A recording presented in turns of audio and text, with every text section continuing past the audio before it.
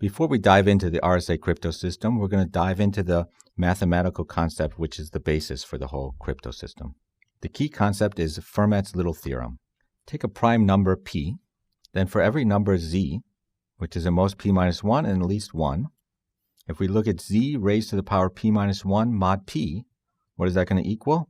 That's going to be congruent to 1. So for any z which is relatively prime to p, so this statement here can be replaced by any z which is relatively prime to p. So the GCD of z and p is 1. For any such z, if p is prime, if we take z raised to the power p minus 1, it's going to be congruent to 1 mod p. This easy to state fact is going to be the basis of the RSA crypto system. It's also going to be the basis of a primality testing algorithm. So if we're given a number x and we want to test whether x is prime or not, we're going to devise an algorithm based on Fermat's little theorem. Now we're going to look at the proof of Fermat's little theorem. It's not too hard, it's not too easy, it's a reasonable proof, but it's a very beautiful proof, very elegant. And there are several important ideas in the proof. For example, how does it come up that p is prime? How does that come into the proof? Just a little bit of foreshadowing. If p is prime, what does that tell you about z? Well, these z's are all relatively prime to p. So what does that imply? Well, that implies that these z's all have an inverse mod p. That's the key thing about a prime number p. And that's going to come out in the proof. One last historical note. This is Fermat's little theorem. It's not Fermat's last theorem. Fermat's last theorem is the one which he claimed to have a proof and he couldn't fit it into the margin, and which was proved roughly 400 years later by Andrew Wiles after 10 years of hard work. So this Fermat's little theorem is quite easy to prove, and we're going to prove it now. We'll go through the proof of Fermat's last theorem on the homework. Don't worry, we'll give you a few hints. So here's Fermat's little theorem again. For a prime number p, for every z between 1 and p minus 1, if we look at z raised to the power p minus 1 and take it mod p, we end up with 1. So let's look at the proof of this theorem. Let me look at the set of possible z's. What are these? These are all the numbers between 1 and p minus 1. 1, 2, 3, up to p minus 1. Let's define the set S as the possible z's. So these are the numbers 1, 2, 3, up to p minus 1. We're just defining this set S. Now let's look at another set, S prime. S prime is going to be defined by taking the elements of S, each of these p minus 1 elements, multiplying each one by z. So we got z times S. And then for each of those elements, we take it mod p. So the first element is going to be 1 times z mod p. The second element is going to be 2 times z mod p. The last element is going to be p minus 1 times z mod p. Let's look at a simple example. Let's take p as 7, and let's take z as 4. First off, what's the set S? S are the numbers 1, 2, 3, 4, 5, 6.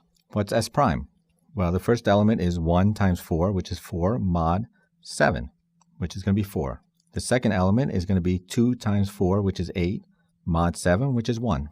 The third element is going to be 3 times 4, which is 12, mod 7, which is 5.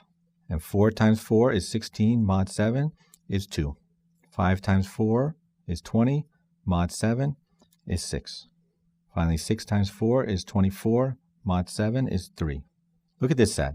It's the same as S, except in different order. So the set of elements are the same, just it's a permutation of S. So the key thing is that S and S prime are the same sets, just in different order. Let me prove to you this fact, that in general, S and S prime are the same sets. And then we're going to use this fact that S and S prime are the same sets to prove the Fermat's little theorem. Let me prove to you now that this fact that S and S prime are the same sets, just in different order. Recall S as this set 1, 2, 3, up to p minus 1, where p is a prime number from the hypothesis of the theorem statement. And the set S prime is the following. First element is z mod p. Second element is 2z mod p. And so on. The last element is p minus 1 times z mod p. Now let's go ahead and prove that S and S prime are the same. We're going to show that the elements of S prime are distinct and non-zero. What are the possible values for the elements of S prime? We take them all mod p, right? So they're all between 0 and p minus 1. Okay? So those are the possible values. 0 up to p minus 1. Now if we show they're all non-zero, then the possible values are 1, 2, up to p minus 1. So there's p minus 1 possible values. How many elements are there in S prime? Well, there's p minus 1 elements in there. So, since the size of S prime is p minus 1, and the possible values are p minus 1 possible values, so if they're all distinct, then they must contain exactly each of these elements one time. And therefore, it's the same, S prime is the same as S, just in possibly different order. So, once we show that the elements of S prime are distinct and non-zero, we're done. Let's start off by showing that they're distinct. We'll do it by contradiction. So let's suppose they're not distinct.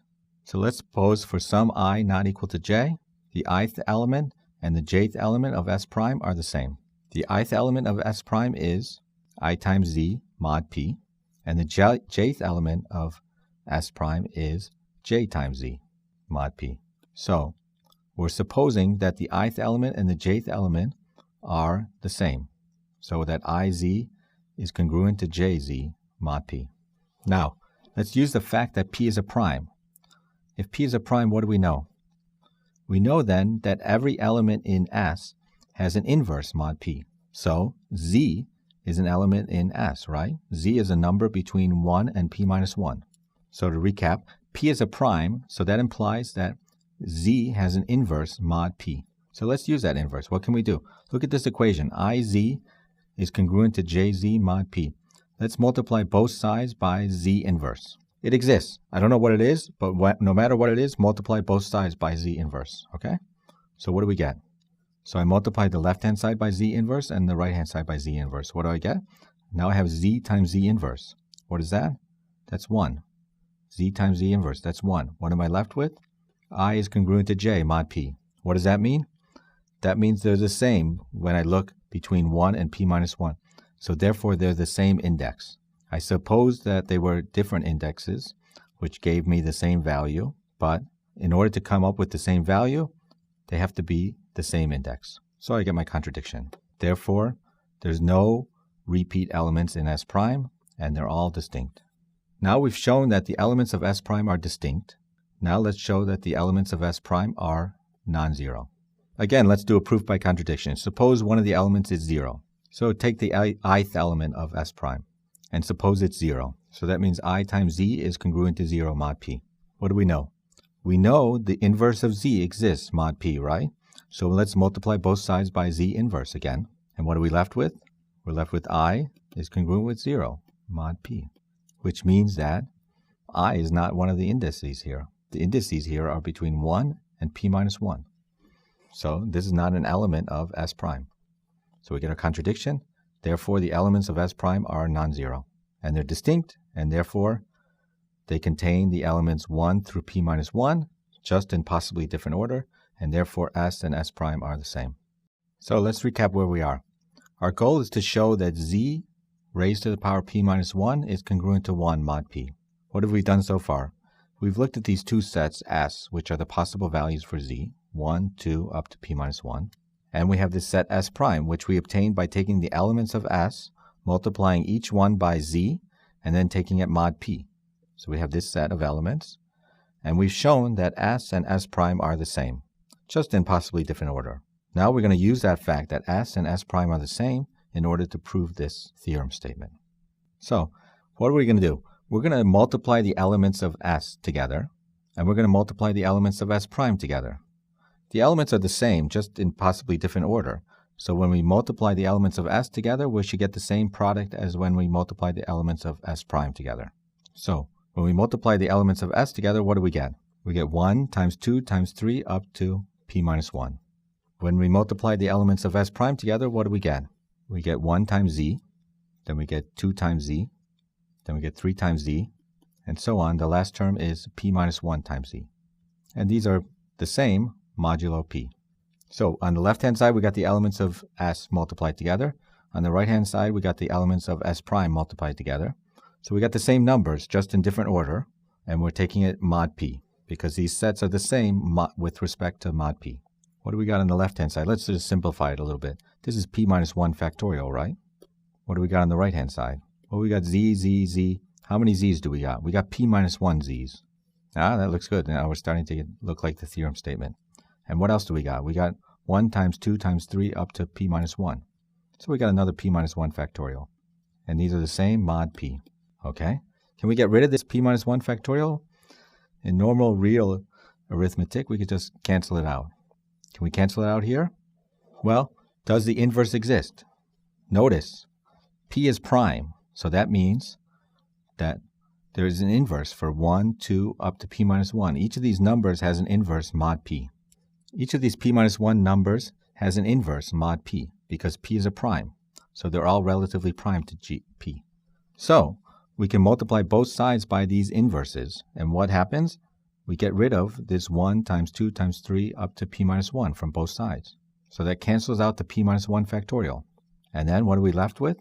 We're left with 1 is congruent to z to the p minus 1 mod p, which is the theorem statement we're trying to prove. So we're done. Now I misled you a little bit. We're going to use a generalization of Fermat's little theorem called Euler's theorem.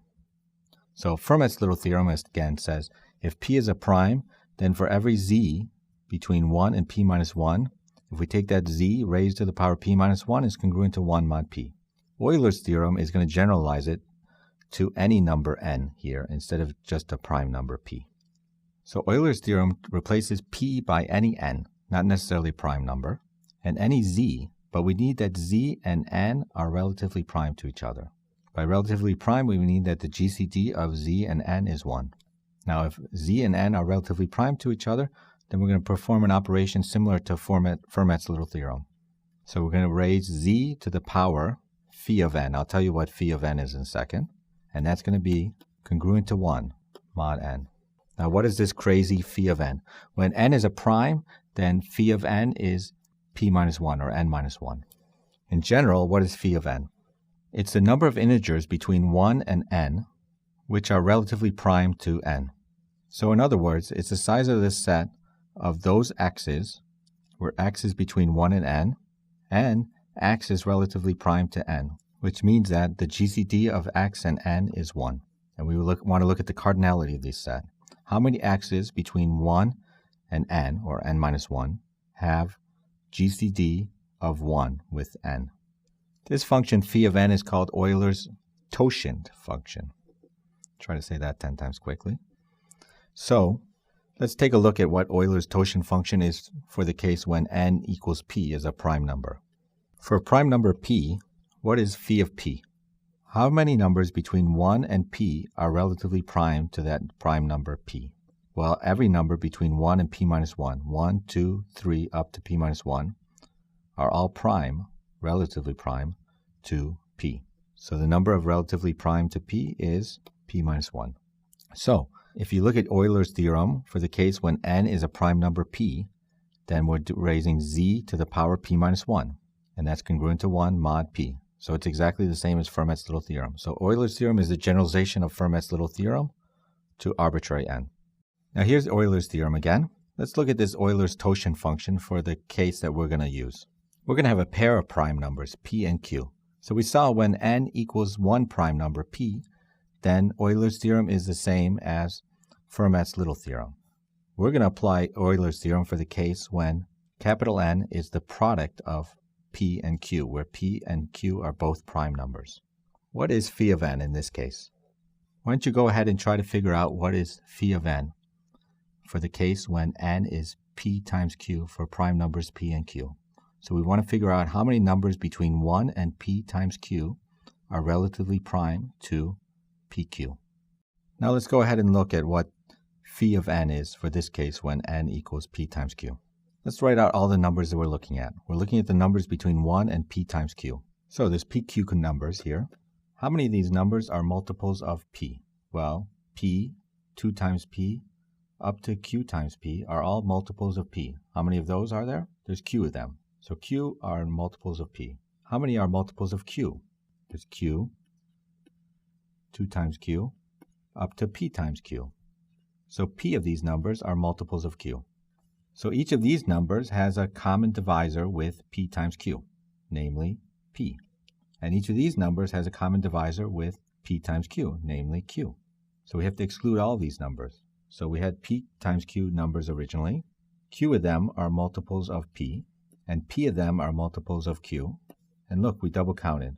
P times q is counted twice. So let's add one back in.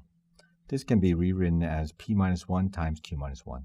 So, what is phi of n for the case when n is p times q for prime numbers p and q? It's p minus 1 times q minus 1. What does Euler's theorem tell us for the case when n equals p times q, where p and q are prime numbers? For any z which is relatively prime to n, which means that the GCD of z and n is 1, then if we take z raised to the power phi of n, which is p minus 1 q minus 1, we get back 1 mod n, which is p times q. This fact here is going to be the basis for the RSA algorithm. We're going to generate a pair of prime numbers, p and q, and we're going to look at p times q, and we're going to have a message, and we're going to use this p minus 1 q minus 1 to generate an encryption key and a decryption key, and this is going to give us the basic fact, which is going to allow the encryption and decryption. Let's investigate this a little bit more, and then we'll see the basic idea of the RSA algorithm. Now we can get to the basic idea behind the RSA algorithm. Let's first look at Fermat's theorem. It talks about a prime number p. Let's look at a pair of numbers, b and c, which are relatively prime to each other, mod p minus 1. Why is p minus 1? Because remember, Euler's totient function, or Fermat's little theorem, the exponent there is p minus 1. Okay, that's where that p minus 1 comes from. So we're taking a pair of numbers, b and c, which are inverses to each other, modulo p minus 1. So what does that mean? That means b times c is 1 mod p minus 1. Or in other words, b times c is 1 plus some multiple of p minus 1. So k is some integer. So that means when we take b times c and we divide it by p minus 1, then we get a remainder of 1. Let's take a number z between 1 and p minus 1, and let's raise it to the power b times c. And let's take the whole thing mod p. Now we can replace b times c by this formula. So we get a z, then we get z to the k times p minus 1. We can do the p minus 1, and we can raise the whole thing to the kth power. Now what do we get? Well, the z sticks around. What about this z to the p minus 1? What do we know? Fermat's little theorem tells us that z to the p minus 1 is congruent to 1, mod p. So we can replace this by 1. And then 1 to the k is what? It's 1. So this whole thing is 1. So it drops out, and we're left with z. So z raised to the power b times c is z, mod p. So we get back z itself, okay? We're starting to get the idea for the encryption and decryption algorithm. I'm going to take a message, z, and now if I raise it to the power b to encrypt it, and then later I raise it to the power c to decrypt it, that's the same as taking z to the power b times c. And that's going to end up with z itself. So if I encrypt by raising to the power b, and then decrypt by raising it to the power c, I end up with the original message itself. Now, the problem is that I have to tell everybody p so that they can do these operations. But if I tell them p, then they know p minus 1, and therefore given b, then they can figure out c, which is the inverse of b with respect to mod p minus 1. So I want to conceal this fact. I want to conceal this p minus 1 term. How am I going to do that? Well, I'm going to use Euler's theorem instead of Fermat's little theorem. For Euler's theorem, I'm going to have a pair of primes, p and q. I'm going to look at their product, n. Now, what am I going to do? I'm going to take a pair of numbers, d and e, which are inverses of each other with respect to p minus 1 times q minus 1. So d times e is congruent to 1 mod p minus 1 q minus 1. Why do they use p minus 1 and q minus 1 instead of p minus 1? Well, in Fermat's little theorem, when I raise z to the p minus 1, I get 1 mod p. What happens in Euler's theorem? Well, the totient function of n, we saw, was p minus 1 q minus 1 for this case when it's p times q. So if I take a number z and I raise it to this p minus 1 q minus 1, I'm going to get 1 when I look at it mod n. So that's what I'm going to do. I'm going to take a number z, and I'm going to raise it to the power d times e. What do I get? d times e is congruent to 1 mod p minus 1 q minus 1. That means d times e is equal to 1 plus some multiple of p minus 1 times q minus 1. So I get the 1, and then I get some multiple of p minus 1 times q minus 1. Now, what is this? Z raised to the power p minus 1 q minus 1. I'm looking at this whole thing mod n.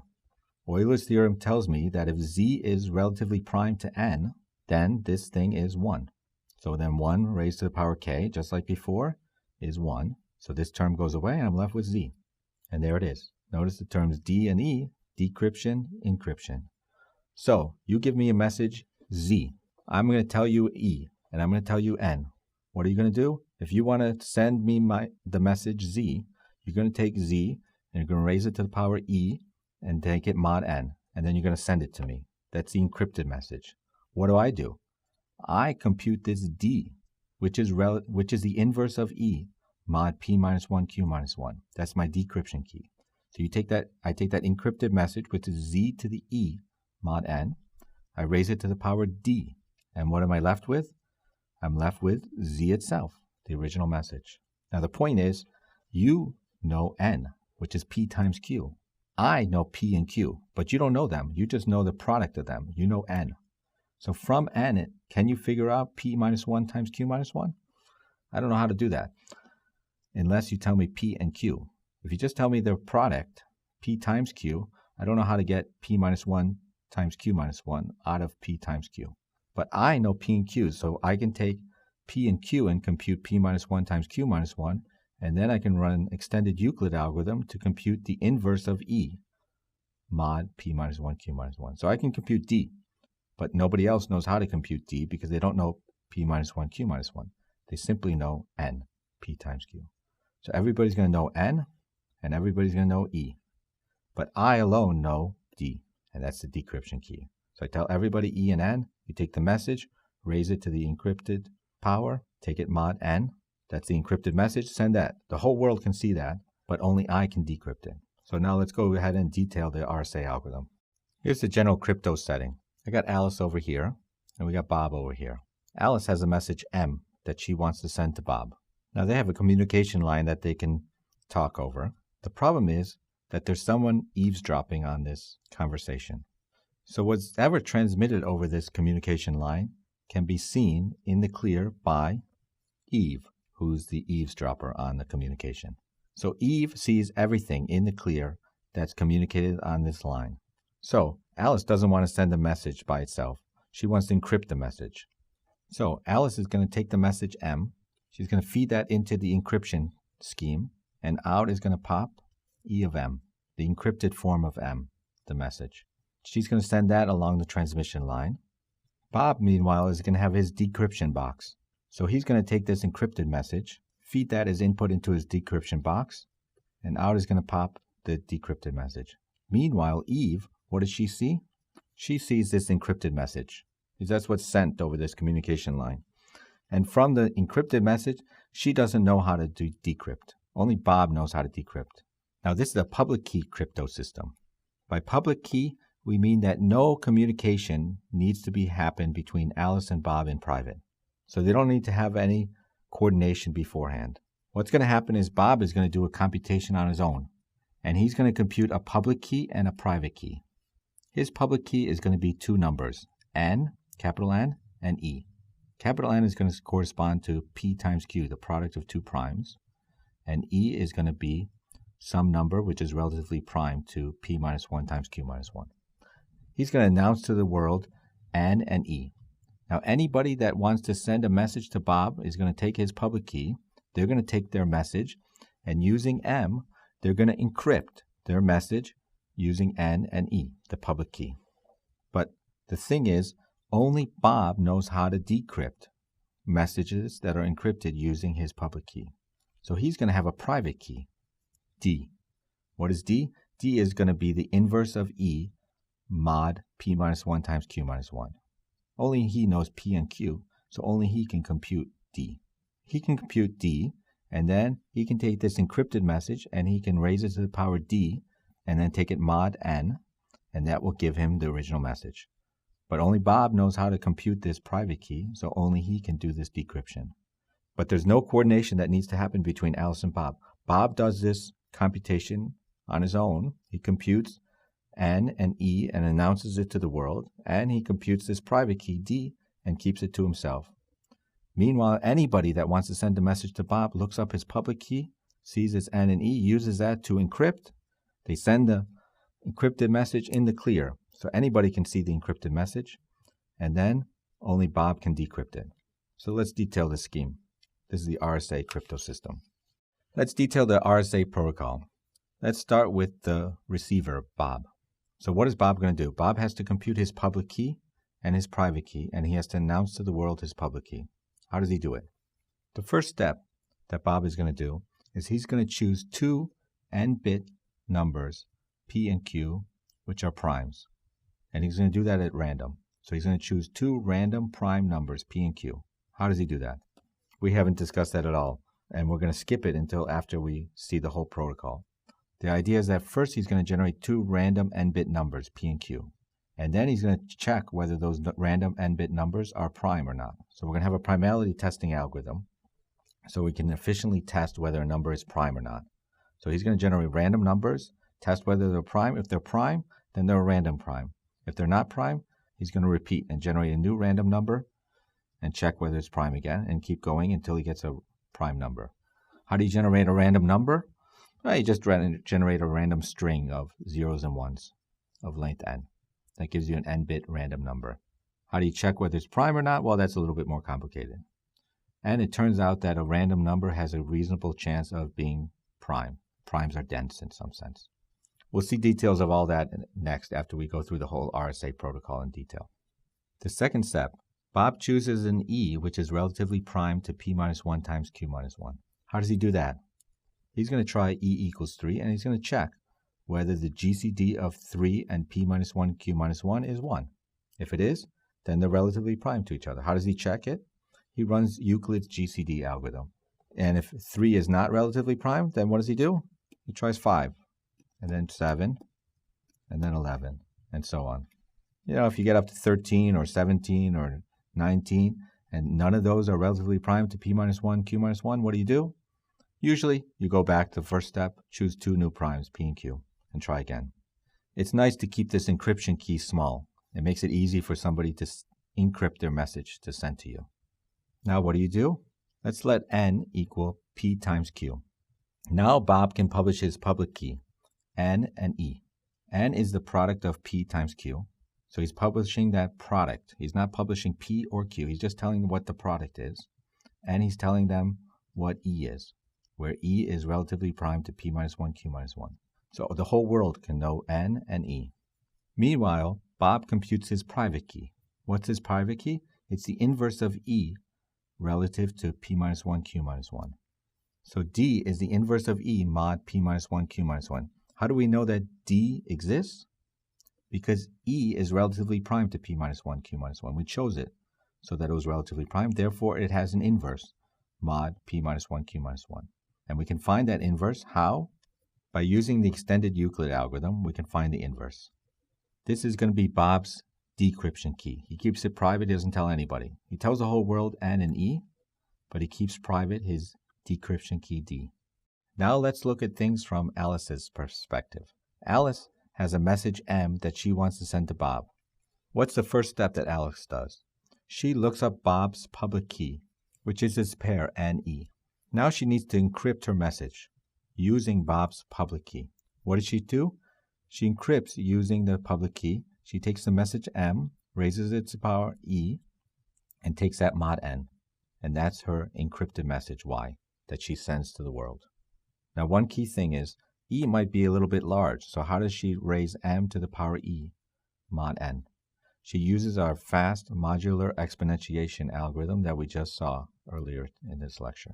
Finally, Alice can send the message Y. Now let's look at the final step of the procedure. What happens for Bob?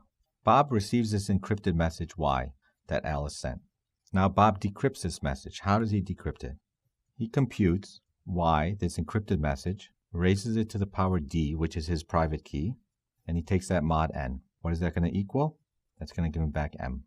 So he's going to end up with the original message, M. Let me recall why that's the case. Remember, well, how did we choose D? D is the inverse of E mod P minus 1 Q minus 1. That means D times E is congruent to 1 mod P minus 1 Q minus 1. That means D times E is 1 plus some multiple of P minus 1 times Q minus 1. Now what are we doing? We're starting with the message M. Alice is encrypting it by taking that message M, raising it to the power E, and then taking it mod N. Call N is p times q, where p and q are prime numbers. This m to the e is y. Now, what does Bob do? Bob takes this message y, and he decrypts it by raising it to the power d. What do we get then? We get m to the power e times d. What do we know about e times d? That's equal to 1 plus some multiple of p minus 1 q minus 1. We get m for this 1, and then we get this multiple of p minus 1 q minus 1. What is m raised to the power p minus 1 q minus 1? Well, when m is relatively prime to n, then Euler's theorem tells us that this is 1. So this whole term drops out, and what are we left with? We're left with m, the original message. So if we take this message m, raise it to the power e, and then raise it to the power d, what do we end up with? M, the original message. This is the case when m is relatively prime to n, and also it holds when m and n have a common factor, namely p or q, in which case you can prove this statement still holds, but it takes a little bit more work. You got to use Chinese remainder theorem. But that's the basic idea. We use Euler's theorem. So that gives us this p minus 1 q minus 1 term. That's the whole RSA algorithm. It's fairly simple. The only thing that's missing now for us is how do we generate a random prime number? How do we get this p and this q? We said generate a random number and then check whether it's prime. So we got to look at how to check whether number p is prime or not. We'll do that next. But let's first look at some simple issues that might arise in the RSA algorithm that you have to be careful about. One important note before we move on. How do we compute this y to the d mod n? Notice we typically try to make e small. Why do we make e small? So that it's easy, it's fast to compute the message raised to the power e mod n. So it's easy and it's fast to encrypt the message. So we want to make it easy for somebody to send us an encrypted message. But then we're going to put in extra work in order to decrypt it. Why? Because this d, if e is small, then d is probably going to be a huge number. So how do we take this encrypted message y and raise it to the power d? Here's where we really need to use our fast modular exponentiation algorithm. This was the algorithm based on repeated squaring. And then using this, we can compute y to the d efficiently mod n. But if we don't use this fast algorithm, we use the naive approach, then this is going to be exponential time, and there's no way we're going to be able to compute it efficiently. Let's look at some of the issues that can arise when we're implementing RSA. First off, suppose that our message, little m, is not relatively prime to capital N. So the GCD of little m and capital N is greater than 1. Now capital N is a product of two primes, p and q. So its only divisors are p and q. So what can be the common divisor of m and capital N? It's got to be either p or q. So let's suppose that the GCD of little m and capital N is p. Now what happens in the RSA protocol? Well, we take this message m, raise it to the power e, and look at that mod capital N. And then the receiver takes this encrypted message, raises it to the power d, and then takes it mod n. And what do we get back? Well, this equals the original message m. Now we didn't prove this case. We proved the case when they're relatively prime to each other, and then it followed by Euler's theorem. And we claim that this case, when they're not relatively prime, followed by the Chinese remainder theorem. This is in fact true, but there's a potential problem in this case. What's the problem? Well, p divides m and n. And if we look at the encrypted message, y, which is m to the e mod n, well, if p divides m and it divides n, then it's also going to divide y. So the GCD of y and capital N is also going to be p. What does this mean? Well, anybody that's eavesdropping is going to see this encrypted message. And from this encrypted message and the public key, capital N, by simply running Euclid's algorithm, they can take the GCD of these two numbers, and they find that the GCD is little p, prime p. And once they know prime p, then they can factorize n, and therefore they can break the RSA crypto system. They can find the decryption key, little d. So before using this message m and sending the encrypted version of it, we have to first check that m and n are relatively prime to each other. If they share a common factor, then anybody will be able to use this encrypted message to break this crypto system. What are some other issues that can arise? We need that little m is not too large. In particular, we need that little m is strictly less than capital N. Now, typically our message is text, so we first have to convert it into a number. How might we do that? Well, we can take the binary version of the text. Now, the binary version of the text is going to be a huge number. So what we do is we break this huge number into n-bit segments. These are segments of length little n, and therefore little m will be at most strictly less than 2 to the little n. So if we break the message into little n-bit strings, then we get this property. And if we ensure that P and Q are sufficiently large, so we ensure that their leading bit is 1, then if we look at capital N, we know that capital N will be at least 2 to the n, and therefore little m will be strictly smaller than capital N. So this property that little m is not too large is easy to ensure. But we also need that m is not too small. Why is that the case? Well, suppose that little e equals 3, which is a common practice. And suppose that m is a very small number, so m cubed is strictly smaller than n. Well, when we look at m cubed mod n, what do we get? Well, the mod n isn't doing anything because m cubed is smaller than n. So m cubed, or m to the e, is the same as m to the e without the mod n. So this mod n is not doing anything when this number m is too small. And that means that our encrypted message, the message we're sending in clear text, is simply m cubed. The mod n isn't doing anything. Now, if we see this message m cubed, how do we decrypt it? We just take the cube root. So anybody seeing this encrypted message can simply take the cube root and we get the original message back. So it's easy to decrypt. It's easy to break this crypto system in this case. Cube roots are difficult to do when we're doing it with respect to modular arithmetic. But in real arithmetic, cube roots are easy to do. So how do we avoid this issue when we have a small message? Well, we can choose a random number r, and we can look at m plus r, or m exclusive or with r. And we can send this new message, this padded message, and we can also send a second message, which is just r itself. So we send two messages, the padded message and r itself. And as long as r is not too small, then this will be okay. And if r is too small, just choose a new random string until we get an r which is sufficiently large. Now there's one last issue I want to point out. If we use the same message multiple times, then we have a potential problem. Suppose we have the same message that we want to send to 3 different people. Each of these 3 people have a different public key, but they're all using e equals to 3.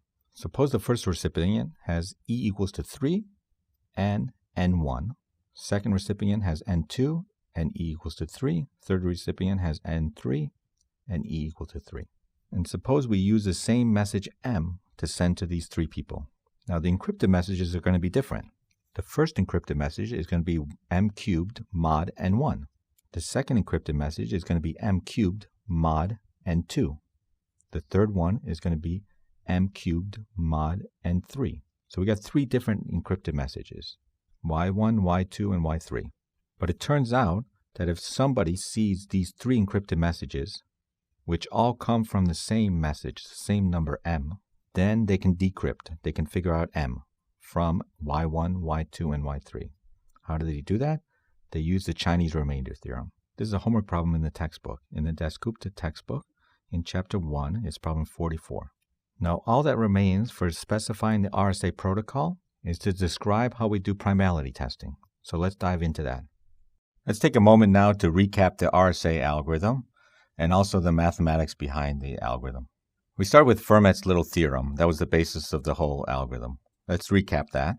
So the setting is we have a prime number p, and we have another number z, where z and p are relatively prime to each other, which means that the GCD of z and p is 1. This means that they're relatively prime if their GCD is 1. Now the theorem says if we take z and raise it to the power p minus 1, and we look at it mod p, then what do we get? We get 1. And that's true for any z. So take any z, which is not a multiple of p, and we raise it to the power p minus 1, we get 1 mod p. Actually, we didn't use Fermat's little theorem. We used the generalization known as Euler's theorem. Now, Euler's theorem is a general theorem that holds for any capital N, but we used it for the particular case where capital N is the product of 2 primes, p and q. So let's recap it for this particular case that we're interested in.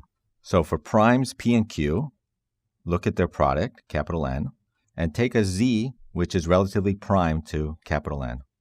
Now in this case, if we raise z to the power p minus 1, q minus 1, then we get the analog of Fermat's little theorem. This is going to be 1 when we look at it, mod n, where n is p times q.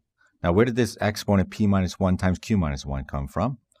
Well, that came from, we looked at how many numbers between 1 and capital N, because this is a capital N here, how many numbers between 1 and capital N are relatively prime to capital N. For the case where capital N is p, then all numbers from 1 to p minus 1 are relatively prime to this n. So that's why the exponent is p minus 1. For the case where n is p times q, then the number of numbers between 1 and p times q, which are relatively prime to it, are p minus 1 times q minus 1. That's what we saw before. Now, Euler's theorem was the basis for RSA algorithm. Now let's go ahead and detail again the RSA algorithm.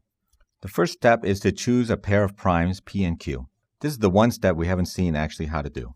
We're going to explain how to choose prime numbers after we review the RSA algorithm. Now, after we choose the pair of primes p and q, we look at their product. Hence, let capital N be the product of p and q. The next step is to find an e which is relatively prime to p minus 1 times q minus 1. By relatively prime, again, we mean that the GCD of e and p minus 1 and q minus 1 is 1. So they have no common factors. Now, why did this p minus 1, q minus 1 come up? Because, recall Euler's theorem. That's the exponent here. So what is the key implication of the fact that e is relatively prime to p minus 1, q minus 1? That means that e has an inverse. So the third step is to find the inverse of e relative to p minus 1, q minus 1. So let d be the inverse of e mod p minus 1, q minus 1. We know it exists because e is relatively prime to p minus 1, q minus 1. How do we find this inverse? We use the extended Euclid algorithm.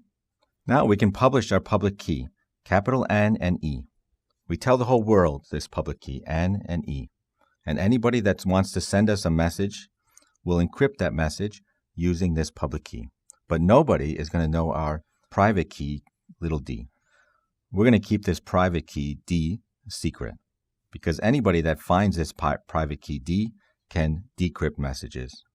Now, anybody that wants to send us a message, let's say M, they're going to encrypt the message using our public key.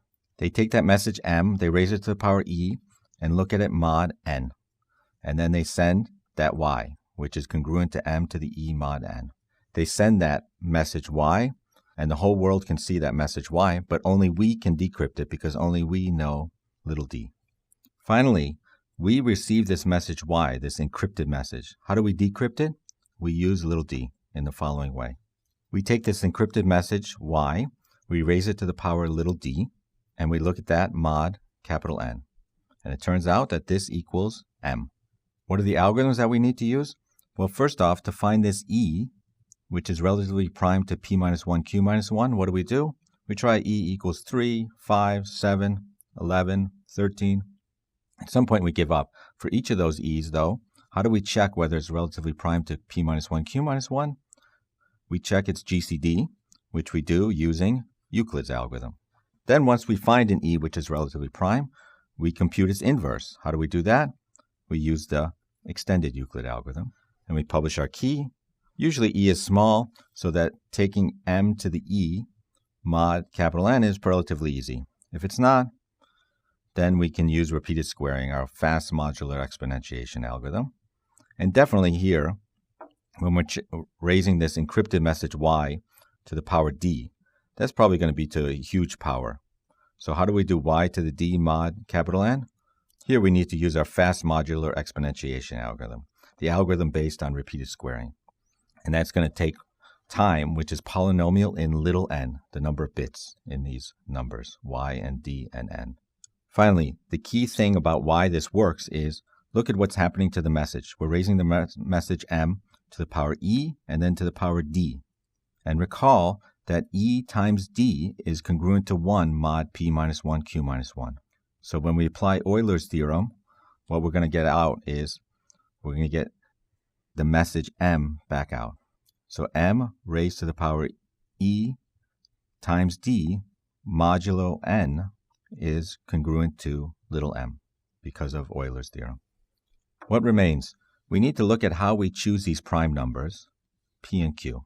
The other thing is, let's just make an aside about why this algorithm is hard to break. Notice the whole world knows capital N, which is P times Q. But only we know P minus 1, Q minus 1. And therefore, only we can compute the inverse of E mod P minus 1, Q minus 1. The point is, can you get P minus 1, Q minus 1 from N without knowing P and Q individually? The assumption is that no, we cannot do that. That the only way to get P minus 1, Q minus 1 is to get factor N into P and Q. If you don't know how to factor N into the pair of primes which compose it, then you cannot get P minus 1 times Q minus 1. That's our assumption.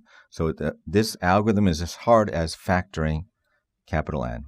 We don't know any other way to get P minus 1 times Q minus 1.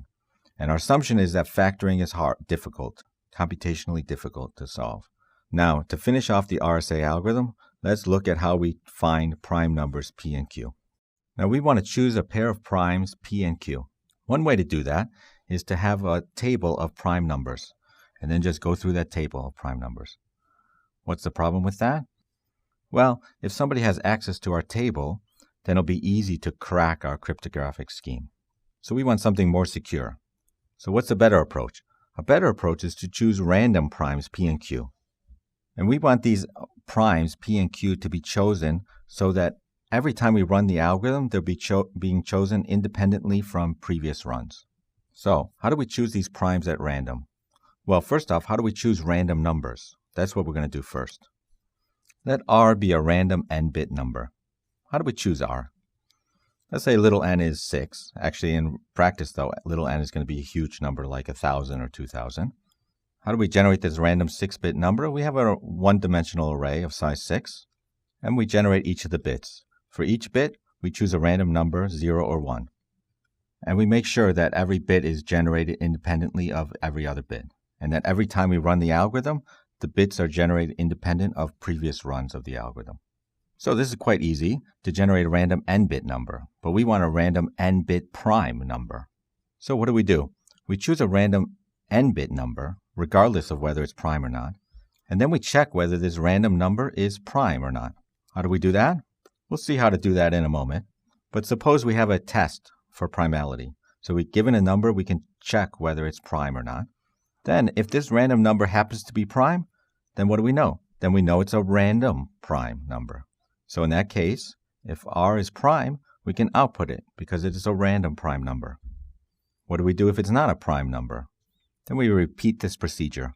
We generate a new random number, check whether it's prime or not. How long is this algorithm going to take before it finds a prime number? Well, the key thing is that primes are dense. What do we mean more precisely?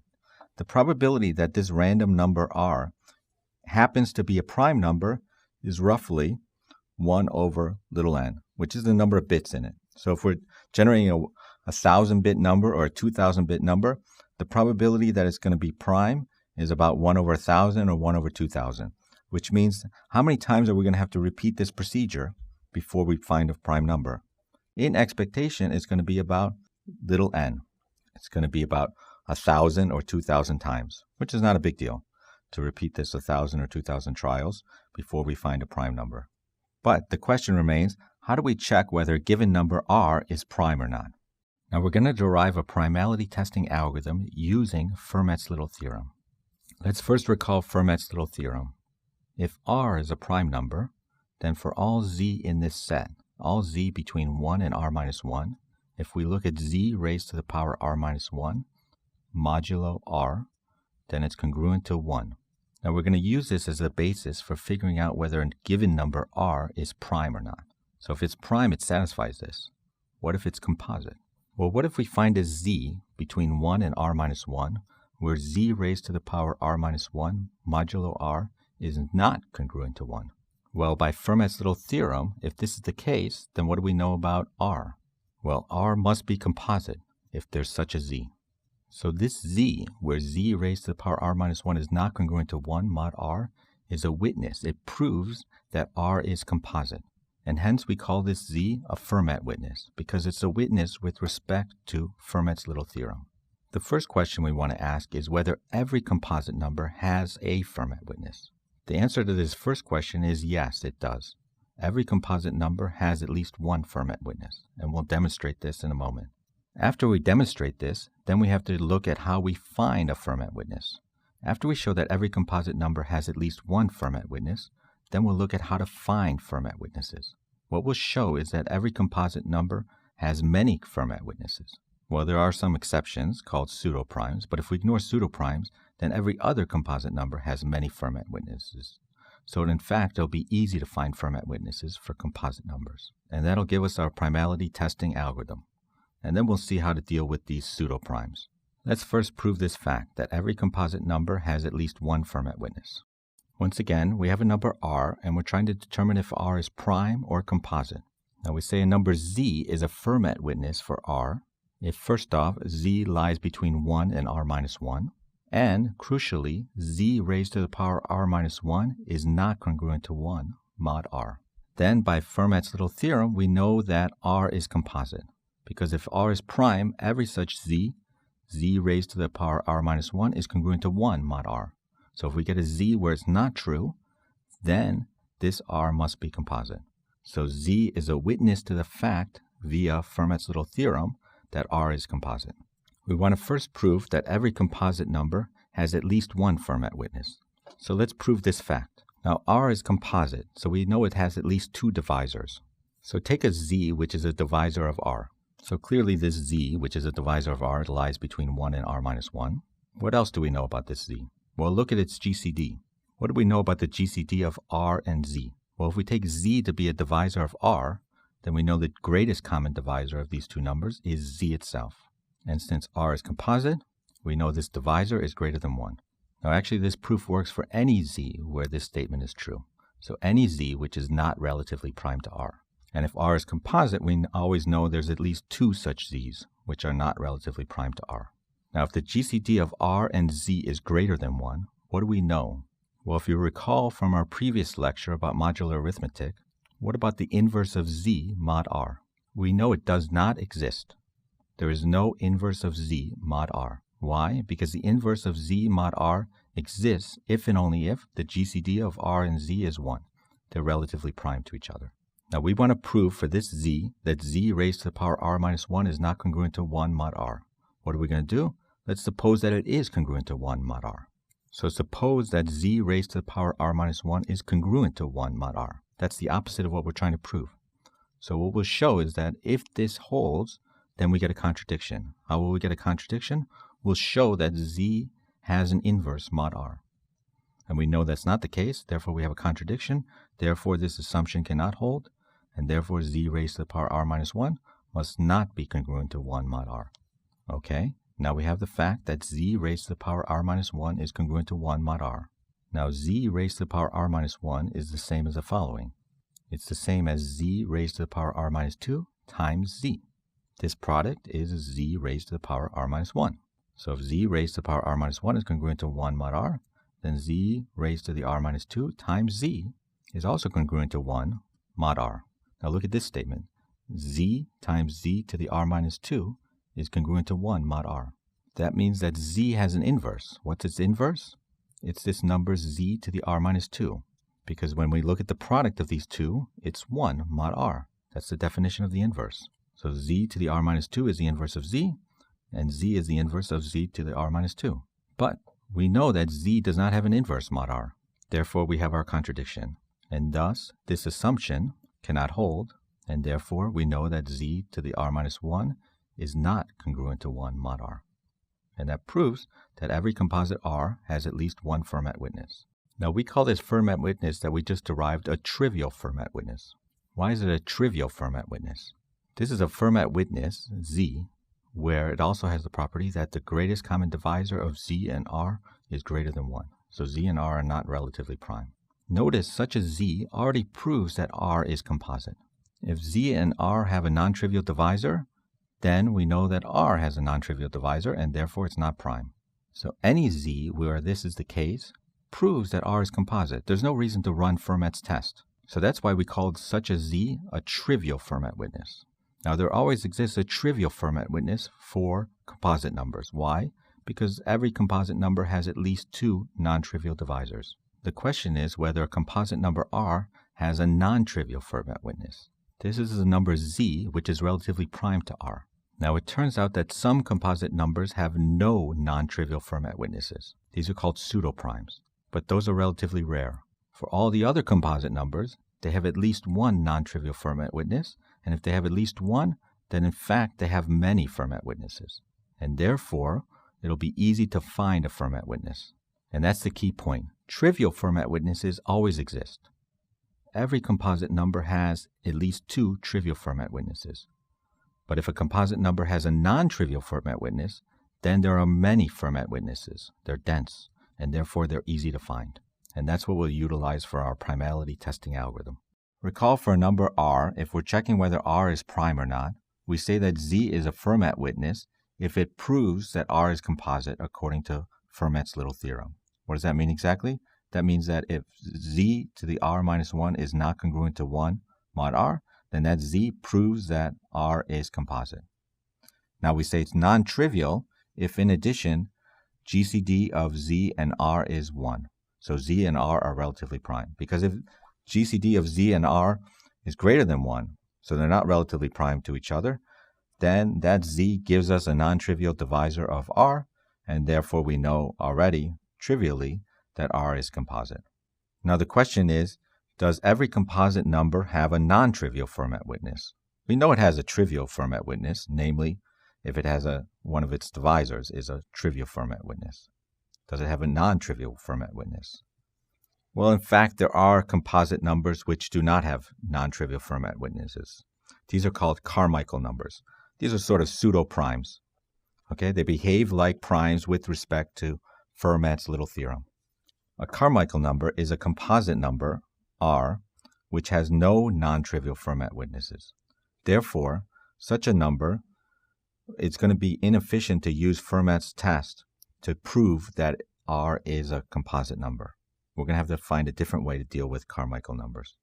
But the key thing is that Carmichael numbers are rare. The smallest one is 561, then 1,105, and so on. But since they're relatively rare, let's ignore them for now.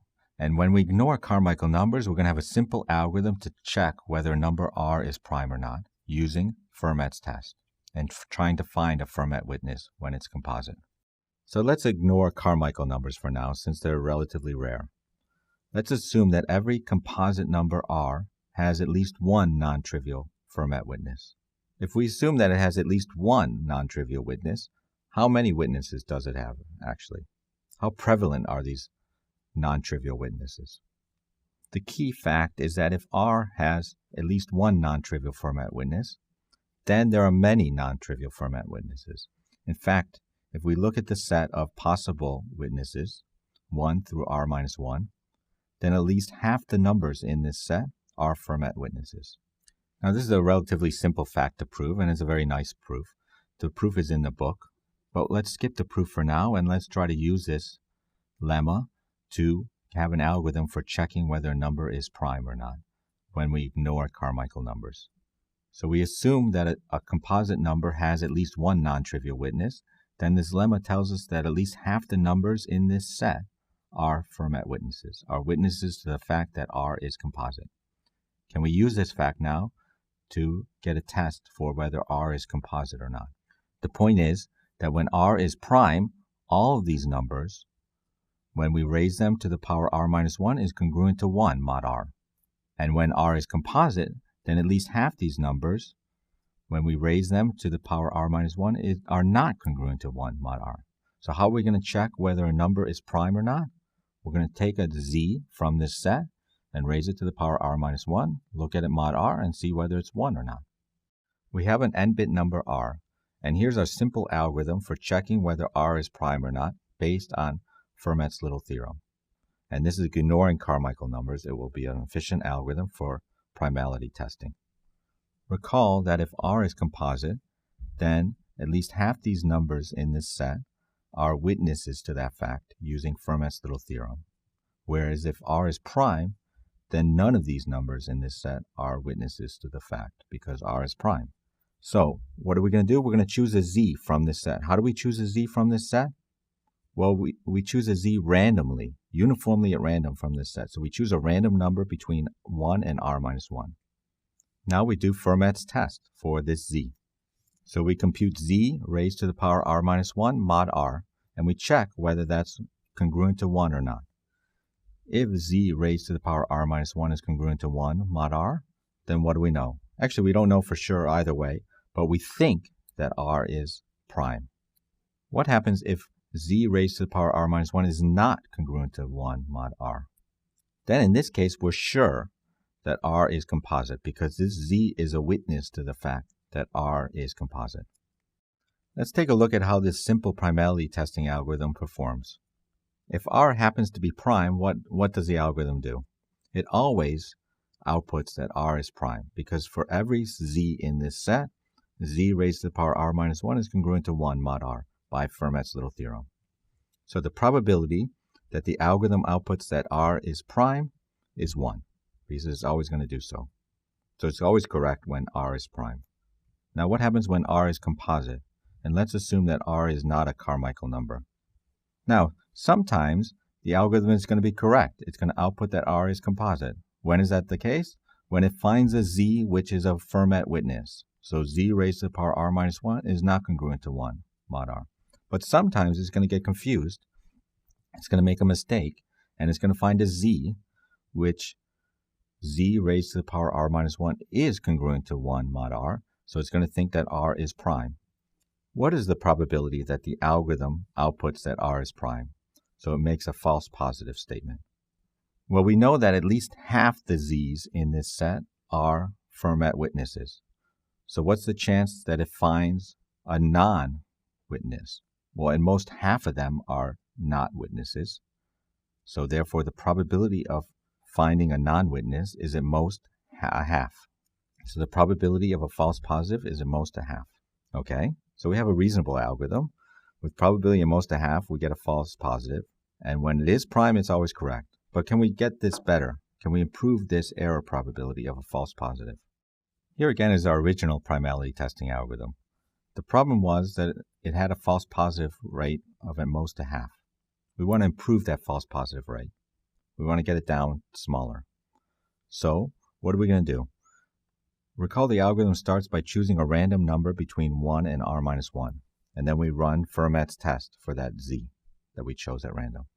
Now what we're going to do is, instead of choosing one number at random from this set, we're going to choose k numbers at random from this set, where k is a parameter that we're going to choose. Now for all of these k numbers, we're going to run Fermat's test. So we're going to take that zi, and we're going to raise it to the power r minus 1, and we're going to check mod r whether it's congruent to 1 or not.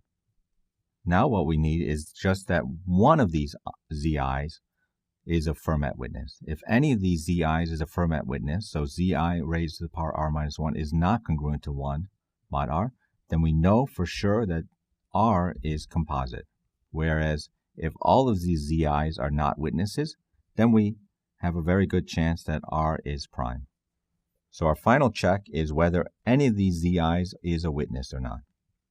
So if for all i's, it passes the test, so zi raised to the power r minus 1 is congruent to 1 mod r, then what do we know? We know there's a good chance that r is prime. And if any of these zi's is a witness, then what do we know? Then we know for sure that r is composite. More precisely, let's look at our analysis from before. Suppose that r is prime number. What does the algorithm do? It always outputs that r is prime because every zi is going to, when we raise it to the power r, is going to be congruent to 1 mod r by Fermat's little theorem. So the probability the algorithm outputs r is prime is 1 when r is in fact prime. What happens when r is composite but not Carmichael? The previous algorithm had a false positive with probability at most a half because at most half of these z's are non-witnesses. Now we're choosing k z's. We just need that one of them is a witness. What's the probability that none of them are witnesses? So think of the following analogy. Say it's a witness if I flip a coin and it's a heads, and if it's tails, it's a non-witness. So the probability of a tails for each of these k flips is at most a half.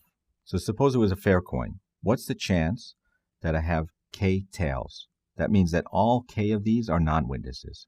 If I have just one heads, or at least one heads, then I have a witness. What's the chance that none of them are witnesses? So the chance that all k of them are tails. That's at most 1/2 to the k.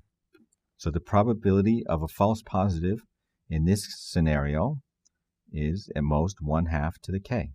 So if I choose k to be, let's say, 100, so I choose 100 numbers at random from this set.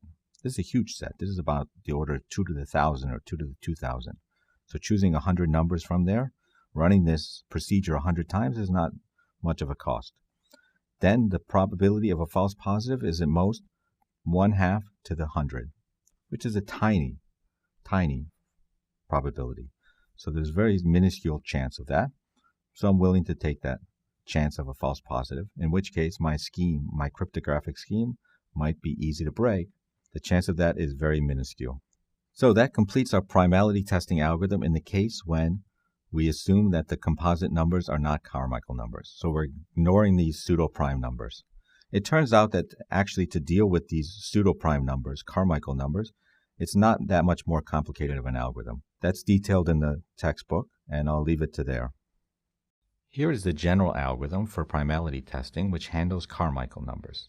The algorithm is essentially the same as before with one small observation. I'll explain the algorithm using an example. Let's consider the example of 1,729. This is a composite number. In fact, it's a Carmichael number. So our previous algorithm is unlikely to detect that it's composite. Now let's first recall our previous approach. We first choose a random number z between 1 and 1,728. For concreteness and simplicity, let's suppose that z is 5. I chose a small number to make it simpler. Now our previous approach takes this number z, which is 5, and we raise it to the power 1,728, which is x minus 1, and we take that mod 1,729, which is x. So we look at z raised to the power x minus 1 mod x. Now if this is not 1, then we have a proof that this number is composite. Well, since this is a Carmichael number, this is unlikely to work, and in fact it doesn't work. 5 raised to the power 1,728 is congruent to 1 mod 1,729. So Fermat's test fails in this case. Well, let's go back and look at how we compute 5 raised to this power. Well, of course we'd use repeated squaring. Now in the spirit of repeated squaring, let's take this number 1,728 and let's take out all the factors of 2 that we can. Now notice that this number is even. Why? Well, this number x, we're checking whether it's prime or not. So it's odd, and therefore x minus 1 is even. Well, 1,728 is equal to 2 times 864. We can take out another factor of 2 and repeat. We can do it 6 times, so we get 2 to the 6 times 27. We stop when we reach an odd number. Let's start our new approach by computing 5 raised to the power 27 mod 1,729. Now, of course, this exponent might be very large, so of course we're going to use the fast modular exponentiation algorithm to compute it. Suppose we ran it and we computed this exponent. It turns out it's congruent to 1,217. Now let's apply repeated squaring 6 times to get to this result. So let's take this result and square it. So we're computing 5 to the power 54. And we're doing this mod x. So we take the previous result squared, and that's congruent to 1,065 mod x. Then we take this previous result and we square it.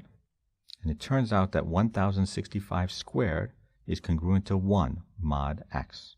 Now we continue. Of course, once we get 1, it's going to continue 1. So the next result will be 1 squared, which is 1, of course. And we square it again, and we're going to get 1 again.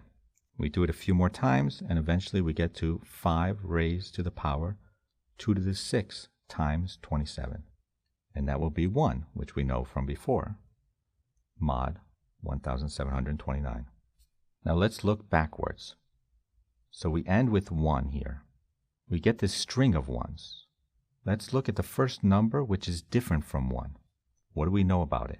In this case, it's 1,065. Well, 1,065 squared is 1 mod x. Since 1,065 squared is 1 mod x, Therefore, 1065 is a square root of 1 mod x. In fact, it's what we call a non-trivial square root of 1 mod x. Why is it non-trivial? What are trivial square roots of 1 mod x? Well, the trivial square roots of 1 mod x are 1 and minus 1. Why? Well, we always know that 1 squared is 1 and negative 1 squared is 1. That's true in real arithmetic. And it's also true in modular arithmetic. So every number x has these two trivial square roots of 1 mod x. It turns out that prime numbers x only have these two square roots of 1 mod x. So 1 and minus 1 are the only two square roots of 1 mod x when x is prime. But if we can show a non-trivial square root of 1 mod x, then therefore that implies that x is composite, because prime numbers only have the trivial ones. So if we show a non-trivial one, that proves that x is composite. In this case, we've shown that this number x has a non-trivial square root of 1, namely 1065. It turns out that for a composite number x, even if it's Carmichael, for at least 3/4 of the choices of z, this algorithm works.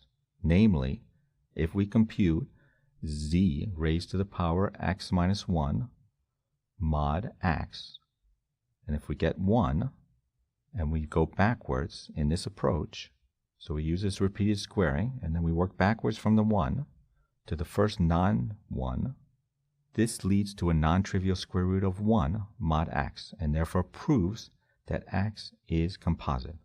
And this works for at least 3/4 of the choices of z. Now the mathematics for proving that at least 3/4 of the choices of z work is quite complicated, but the algorithm itself that we're using here is basically the same as before with the repeated squaring added in. So to deal with Carmichael numbers, we use basically the same algorithm as before, except when Fermat's test fails, we go back and we check whether we get a non-trivial square root of 1 mod x.